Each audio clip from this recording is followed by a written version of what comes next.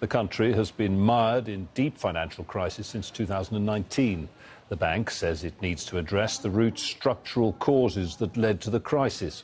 Sri Lanka's new president, Ranil Wickremesinghe, has promised to get the economy back on track after protests forced his predecessor to resign.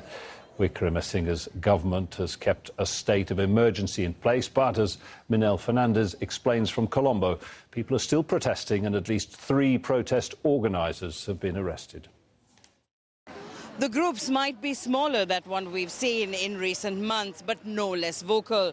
The banner says Ranil must take responsibility for this crackdown. And people here from civil society, representatives of the protest groups, saying that the government has no right to launch this violent crackdown on the protesters and pick them off one by one, arresting them for essentially voicing their opposition.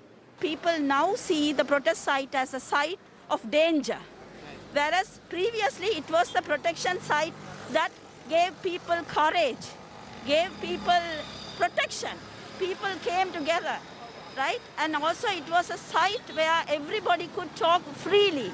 But now this is a site of fear, and the government is painting that. And it's quite clear that the government in no means wants protests to build up again. As you can see behind me, protesters have taken a seat.